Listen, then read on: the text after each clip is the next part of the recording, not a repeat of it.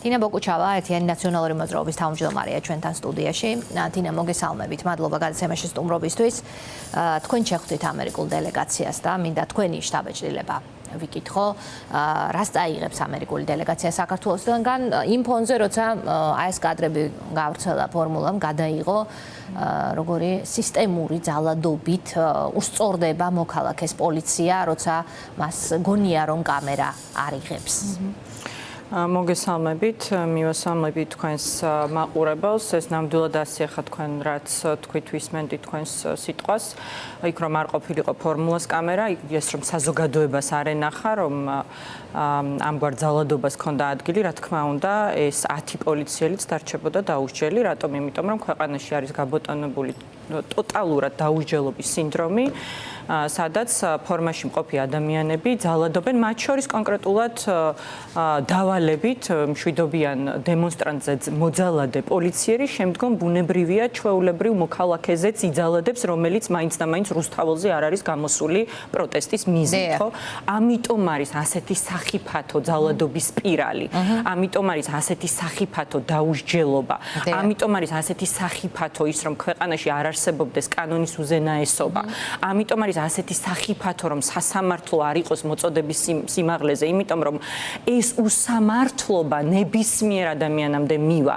ეს უსამართლობა მაინც და მაინც არ შეჩერდება არც პოლიტიკურ პარტიებზე, არც პოლიტიკოსებზე, არც იმ ადამიანებზე, რომლებიც უშუალოდ მონაწილეობას იღებენ მშვიდობიან დემონსტრაციებში, მშვიდობიან აქციებში, ხო? როგორც ვიხილეთ ეს მათ შორის ამ უსასტიკესი ძალადობის ფაქტით, ამგვარი დაუსჯელობის სინდრომი და ამგვარი განუკითხაობა იწვევს იმას, რომ ქვეყანაში ზოგადად მკვიდრდება აი ესეთი ძალადობის გარემო. კი ბატონო, პაპუნა ლოცულაშვილი გვარი მინდა გავასწოროთ იქა უბრალოდ მოქალაქეს და ის შეუძლებელია ამ კადრების ხილვის შემდგომ აი ეს ადამიანი იყოს ახლა ნორმალურ მდგომარეობაში და განსაკუთრებულ მძიმე ფსიქოსო-ემოციურ მდგომარეობაზე საუბრობს, ფიზიკურ ტკივილს აღარ დაეძებენ და დაკავებული 6 პოლიციელი არა და ამ კადრებში ჩანს გაცილებით მეტი და ჯერჯერობით მათი ინიციალებისაც კი არ ავლენს და არ ამხელს. თავიდან იცით რომ ფორმულას ჟურნალისტს ლადო ბიჭაშვილს ადგილზე გასულს პოლიციამ უთხრა რომ მას თითქოს ჰქონდა ცივი იარაღი ამ ბიჭს, რაც არ დასტურდება. ახლა საუბრობენ რომ თითქოს ქვა ჰქონდა და ამიტომ აქვს ბრალდებური სტატუსი. წარმოიდგინეთ იქ რომ არ ყოფილიყო მართლაც კამერა, როგორ წავიდოდა ეს საქმე, ხო? ახლაც ის ბიჭი იქნებოდა დაკავებული, როგორც იყო გუშინ გვიან ღამემდე. და პოლიციელები იქნებოდნენ სადმე ალბათ აღნიშნავდნენ ამ დიდებულ სუფრაზე და დალევდნენ ოჯახის სიწმინდის და სამშობლოს სადღეგრძელოს. და სინამდვილეში ამიტომ არის რომ ივანიშვილის რეჟიმი ასე გამალებით ებრძვის მათ შორის თავისუფალ მედიას და ტელევიზიებს. ამიტომ არის რომ ჟურნალისტებიც ასე ხშირად ხდებით ძალადობრივი თავდასხმის ობიექტები, იმიტომ რომ ივანიშვილს აი მართლა როგორც ეშმაკს ყველაზე მეტად სიმართლის და სინათლის და ჭეშმარიტების ეშინია და ამ შემთხვევაში თქვენ თავისუფალი მედია უმნიშვნელოვანეს გადამწყვეტ როლს ასრულებთ იმისთვის, რომ საზოგადოებამ არამხოლოდ სისტემური ძალადობის ფაქტებზე, არამედ ზოგადად არსებულ ვითარებაზე იცოდეს სიმართლე. ამიტომ არის რომ დევნის ობიექტი არის თითოეული ჟურნალისტი და ზოგადად ტელევიზიებიც, ხო, იქნება ეს ფორმულა, იქნება ეს TV პირველი, იქნება ეს მთავარი არხი, რომელსაც პრობლემებს უქმნიდა თავის დროზე რეჟიმი. რაც შეეხება ეხა იმ კითხვას, რაც თქვენ დამისვით ამერიკის შეერთებული შტატების სახელმწიფო დეპარტამენტის ვიზიტთან დაკავშირებით საქართველოში, თქვენ ძალიან სწორად შეახსენეთ მაყურებელს იმასთან დაკავშირებით, რომ ისე როგორც უფასო ფულზე აყვავებულ ეკონომიკაზე უამრავი უაზრო ტყუილი დაპირება მოგვისმენია ივანიშვილის რეჟიმის მხრიდან, ჩვენ ვხედავთ, რომ ეს მორიგი დაპირებაც, რომელიც შეეხებოდა ამერიკას საქართველოს ურთიერთობის გადატვირთვას, აღმოჩნდა სიცრუე და ტყუილი, იმიტომ რომ ჯერ თუ სწორად მახსოვს კალაძე, რომელსაც საერთოდ არაფერი გაეგება ამ ორმხრივ ურთიერთობაში და რაზეა ის აგებული, ან ამერიკის ეროვნულ ინტერესებზე და როგორ ხდება შემდგომ ამ ეროვნული ინტერესების გატარება მსოფლიო მასშტაბით თუ კონკრეტულად ჩვენს რეგიონში და შესაბამისად საქართველოსთან მიმართებაში, ჯერ აპრილზე საუბრობდა, მე ზუსტად მახსოვს, რომ რაღაც გარღვევა იქნებოდა. მე აპრილი არა, მაისი ვიგულისხმევ, ახლა უკვე აგერ 28 მაისია და ვხედავთ, რომ არანაირი არანაირ გარღვევას ადგილი არ აქვს. კობახიძეც, რომელსაც ჩემთვის და ზურა ჯაფარიძისთვის რამდენიმე დღის წინ სანქცირებულ TV ნაძეჟდას ეთერში დეგრადირებულები უძახებია ჩემთვის და ზურა ჯაფარიძისთვის, ინტელექტისგან დაცლილები, კეთილსინდისიერებისგან დაცლილები ყოფილვართ ჩვენ და ამ დროს დიდი ინტელექტუალი ყოფილა, მაგალითად ყაველაშვილი, რომელიც პრეზიდენტად დაასვა ჩვენ საყვარელ სამშობლოს ბიძინა ივანიშვილმა, რომელიც ბუკვალურად წერა კითხვის უცოდინარია. სინამდვილეში მისი მძიმე მენტალური მდგომარეობა, კობახიძის მძიმე მენტალური მდგომარეობა არა მხოლოდ ამ უგვანო კომენტარებით ჩანს, არამედ ძალიან ბევრი სხვა რამითაც და ამის მთავარი მიზეზი მდგომარეობს იმაში, რომ უპირველეს საშინაო დავალებას, რომელიც ბიძინა ივანიშვილმა მას მისცა პრემიერის რანგში, ირაკლი კობახიძე ვერ ასრულებს. და ეს არის ამერიკის შეერთებულ შტატებთან ურთიერთობის გადატვირთვა, ან ივანიშვილი როგორც სიტყვის დარწმუნებული ვარ, დალაგება, ან შეიძლება კიდევ რაღაც სხვა სიტყვას იყენებს და მათ შორის ეს მნიშვნელოვანია რისთვის, რომ მან დაიბრუნოს თავის $1 მილიარდი. ეს ერთი და უმთავრესი იმისთვის და მეორე ის, რომ იმ მცირე რიცხოვან მომხრეებში, რომელიც ივანიშვილს ჯერ კიდევ დარჩენია, მათ შორის ეგრეთ წოდებულ ბიზნეს წრეებში, რომლებიც სინამდვილეში კორუმპირებულ ელიტად იქცა ივანიშვილის ირგვლივ, რაზეც ახლა სისტემა დგას იმისთვის, რომ გამოიღოს იქიდან შავი ფული და შემდგომ ჩაასხას ეს რეპრესიების მანქანაში, ხო, აი იმგვარ პოლიციელებში, რომლებიც შემდგომ მოქალაქეებზე ძალადობენ, მათში გამოიწვევს უდიდეს შიშს ის ფაქტი და შესაბამისად უდიდეს დესტაბილიზაციას, რომელსაც რეჟიმი ვერანაირად ვეღარ გაუძლებს, თუ ისინი მიხვდნენ, რომ მართლაც შეუქცევადია ამ ურთიერთობის გაფუჭება, ანუ ივანიშვილს მართლაც არ შეუძლია რომ დაალაგდეს ამერიკის შეერთებულ შტატებთან და ამაში გარწმუნებთ ხა მე არ ვიცოდი αν მქონდა შესაძლებლობა რომ კოალიცია ცვლილებების ლიდერებთან მესაუბრა, რომლებსაც დღეს შეხვდა სახელმწიფო დეპარტამენტის დელეგაცია, ჩვენ მათთან შეხვედრა კვირის დასაწყისში ჰქონდა, მათი ვიზიტის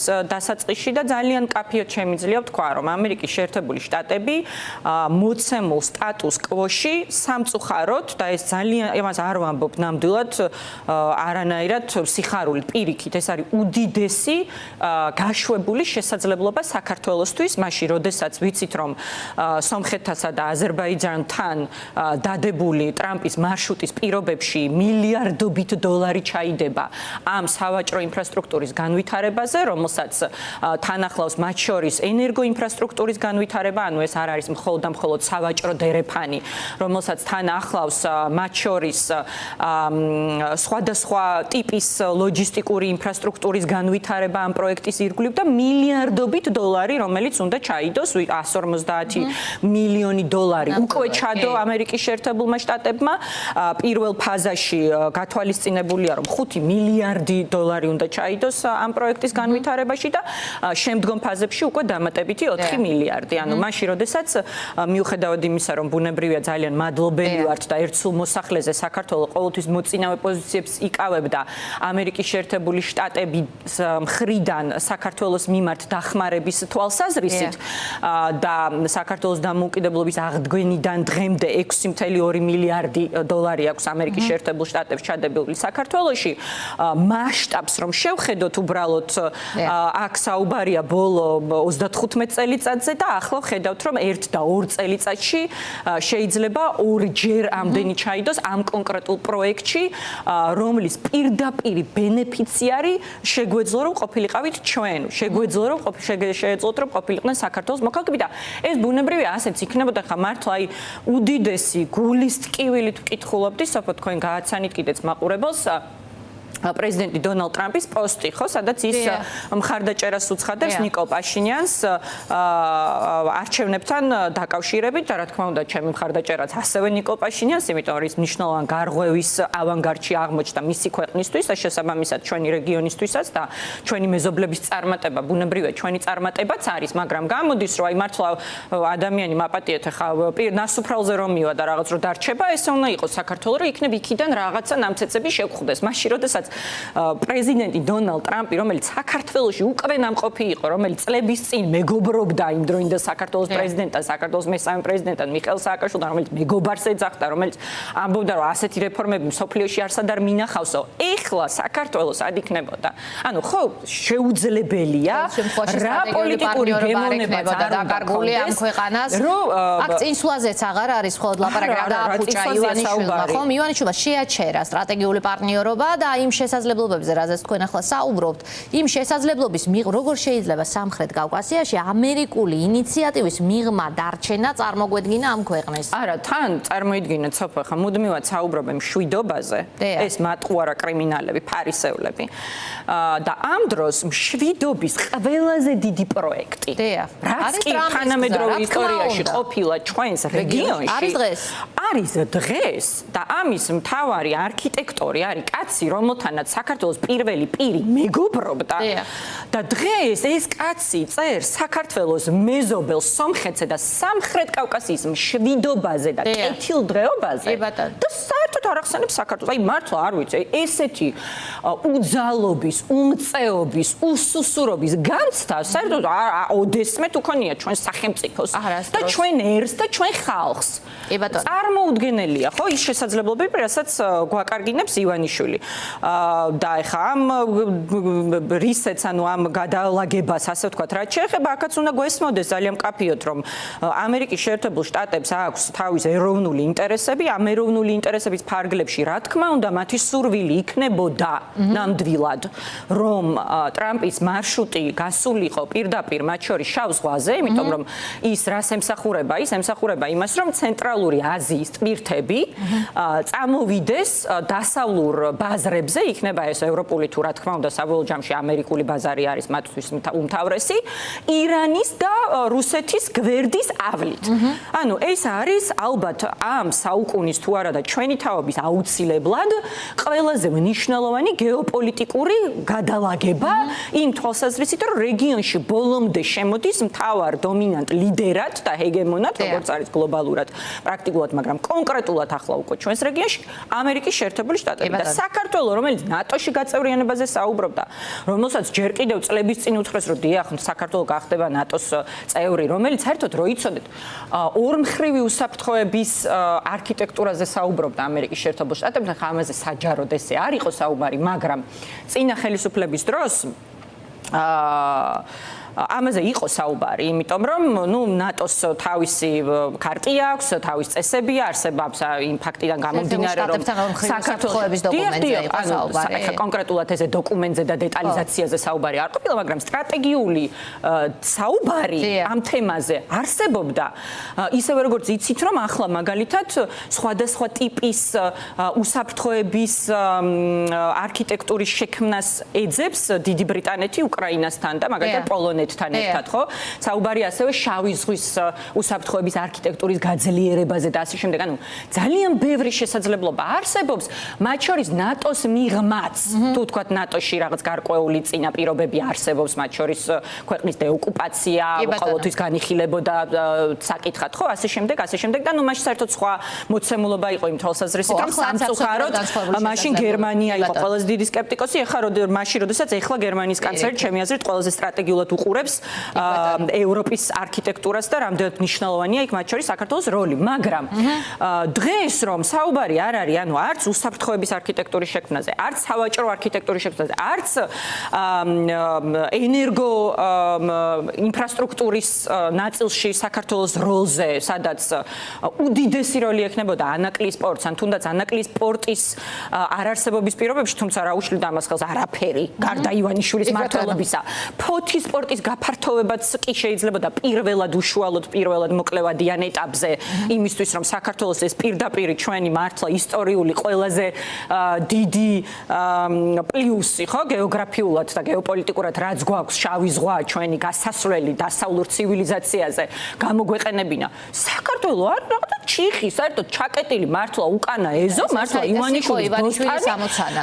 იზოლაცია ქვეყნის და მიაღწია მან ამას. ერთი სოფლის პრინციპით მართავდა მართავს ამ ქვეყანას, რომელიც დაალომბარდა ფაქტობრივად. მაგრამ ეს არ არის საქართველოს, ეს არ არის ქართული ხალხის ამოცანა, ეს არ არის ქართული ხალხის ხედვა, ეს არ არის ქართული ხალხის ამბიცია, ეს არ არის ქართული ხალხის შესაძლებლობა და ამიტომ არის ძალიან მნიშვნელოვანი რომ ეს გავიაზროთ. აი ხანდახან მეც ვფიქრობ ხოლმე ხო, აი ამდენი წელია ივანიშვილთან ბრძოლაში გავატარეთ ხო 2012 წლიდან რას არ ვაკეთებთ სწორად, აი რას ვერ ვუხსნით საქართველოს მოკალაკეს რომ ერთი ადამიანიც კი შეიძლება გულწრფელად უჭერდეს მხარს ივანიშვილს. აი მართლა აღმაშფოთებელია გულწრფელად გაიგნებით. ამ ფონზე ალბათ მნიშვნელოვანი თარიღი იყო, თქვენ დატესტეთ. ამიტომ კი 26 მაისს მნიშვნელოვანი იყო და იმედი მაქვს ამაზე ვისაუბრეთ, მაგრამ აი ამ თვალსაზრისითაც ძალიან მნიშვნელოვანია რომ ჩვეულებრივ ენაზე საქართველოს მოკალაკეს ავუხსნათ და გაიგოს და გაისიგრძნე განოს, ეს არ არის პოლიტიკური პროპაგანდა, ეს არ არის რაღაც პოლიტიკოსის ლიტონის სიტყვები, ეს არის მილიარდობით დოლარი, რამდენი სამუშაო ადგილი შეიქმნებოდა. სოფო თქვენ წარმოგიდგენიათ, აი ეს ამ ინფრასტრუქტურის ნაწილი რომ საქართველო იყოს? ანუ წარმოუდგენს ხო ნახტომს გააკეთებდა საერთო ეკონომიკურ საქართველოს და ეხლა კიდე მდიდრდება მარტო ივანიშვილის რაღაცა გარემოცვა და ამ დროს ბავშვებს ეუბნებიან რომ თქვენი წამლის ფული არ გვაქვს, თქვენი ბაღების ფული არ გვაქვს და ჩვენი სკოლების ფული არ გვაქვს. კილო ხორცი ჭამეთო, ისიც თუ 11 ლარად ხო გვიჩვენს. 10 ლარად. მართლა საინტერესო ერთი წამობძანდეს, აი წამომყვეს ბაზარში ნებისმიერ გამყიდველთან და იყიდოს 10 ლარად ირაკლი კობახიძემ და თავის ორ შვილს ღმერთმა ბედნიერი მომავალი მისცეს მის შვილებს გაუკეთოს სადილი. არ მგონია რომ კობახიძე ბაზარში საერთოდ დადიოდეს, მაგრამ მაინც აქ ჩვენგან და ჩვეულებრივი ადამიანებისგან განსხვავებით. 26 მაისზე მინდა ვიკითხოთ თინა, ეს იყო რაღაცნაირი ტესტი, ხომ, საზოგადოება ისევ დგას თუ არა პროტესტის ხასიათზე, მოკლედ მოდი ასე ვთქვათ და როგორ შეიძლება ამ საზოგადოებასთან, კრიტიკულ საზოგადოებასთან ხიდების ისე აშენება, რომ ეს ნიჰილიზმის რაღაც წავიდეს, რომ დაირწმუნოს ამ ხალხმა, რომ ცვლილება შეუძლია და აი რასაც თქვენ ამბობთ თუნდაც, რომ უფრო გარკვევით აუხსნათ დარჩენილებსაც მხარეს. აქ იყო სხვადასხვა შეფასებები, ერთი რამ ცხადია, რომ ბევრი ხალხი იყო კვლავ გამოსული და დამტკიცდა ის, რომ ეს ხალხი არსად წასულა და დამოუკიდებლობა არ ეთმობა ამ ხალხს. ვნახეთ მიხეილ სააკაშვილის შეფასება, თქვენც ნახავდით, აქცია კარგი იყო, მაგრამ აქ აქვს თავისი მოსაზრებები და მინდათ გაგიზიაროთო. ამბობს, რომ ახლა მეტი მოქმედების დროა და არა თვითკმაყოფილების და ბოლოს ასე ასრულებს, რომ საქმე ლაპარაკის ნაცვლად და ხალხის ძალა ხვეწლის ნაცვლად. თქვენი პოზიცია მინდა ვიკითხო, მეორე ეტაპიც დაანონსა ალიანსმა, რამდენად კმაყოფილი ხართ 26 მაისით და რისთვის გჭირდებოდათ ის? ეს კითხვა სხვა შორის 26 მაისაც აქციიდან რომ ჩავერთე ერთ-ერთმა თქვენმა კოლეგამ დამისვა და არ ვიცი ხა მაშინაც თქვი და გავიმეორებ ზოგადად თვითკმაყოფილება მე მგონი მით უმეტეს პოლიტიკოსისთვის წარმოუდგენლად უარყოფითი მდგომარეობაა ჩემი მოკრძალებული აზრით მით უმეტეს იმ ვითარებაში როდესაც ქვეყანაში ყავს ათეულობით პოლიტპატიმარი იმ ვითარებაში როდესაც ადამიანები მოწყვეტილი არიან თავიანთ ოჯახებს თავიანთ შვილებს იქნება ეს ლევან ხაბეიშვილი მისი ორი არაჩვეულებრივი შვილით, რომელიც აქციაზე ვნახეთ, თუ ელენე ხოშტარია 4 შვილით, თუ ირაკლი ნადირაძე 4 შვილით ასევე, თუ ნიკა მელია, თუ პრეზიდენტი სააკაშვილი, თუ ნებისმიერი ადამიანი, რომელიც საერთოდ პოლიტიკას არ გაკარებია და დღესდღეობით პოლიტიკური პატიმარია და ტყვეობაში იმყოფება მხოლოდ იმიტომ, რომ ზუსტადაც დამოუკიდებლობა არ ეთმობა, რაც თქვენ თქვით. ამიტომ რა თქმა უნდა 26 მაისი ძალიან მნიშვნელოვანი იყო და მე იქვე გულისწყრომა გამოვხატა იმასთან დაკავშირებით, რომ ზოგიერთი პარტიის წარმომადგენლები რაღაც გაემიჯნენ, ეს სიტყვებიც კი გამოიყენეს სიმართლე გითხრათ, ჩემთვის ეს ძალიან უხერხული იყო, ხა რა თქმა უნდა შეიძლება კონკრეტულად იმ პოლიტიკოსთა ჯგუფს, რომლებიც ორგანიზატორები ვიყავით, იყვნენ, ხო? ანუ ვიყავით ამ ალიანსის ფორმატში, ასე ვთქვათ, ამ აქციის შენ არ შეუერთდე ფორმალურად, მაგრამ ხა როგორ შეიძლება 26 მაისს პროტესტი და ბოიკოტი გამოუცხადო? ნონსენსია ჩემი აზრით და სამწუხაროა კიდევ ერთხელ ვიმეორებ და ასეთ შეცდომებს ხშირად ვუშვებთ ოპოზიციურ წიაღში და ეს კიდევ ერთხელ ვიმეორებ არანაირად ჩემში არ ვამბობ ამას ნიშნის მოგებით პირიქით გულისწყრომას იწვევს, იმიტომ რომ ამაზე პარაზიტირებს ჩვენ შეცდომებზე პარაზიტირებს შემდეგ სწორედ ივანიშვილი და მუდმივად დაყოფე და იბატონეს პრინციპით მოქმედებს მათ შორის კონკრეტულად დემოკრატიულ პოლიტიკურ ძალებთან მიმართებაში ხა ის რომ მნიშვნელოვანი დღე იყო თავისთავად ის რომ ბევრი ადამიანი გამოვიდა მიუხედავად იმისა რომ იქ მდგომთა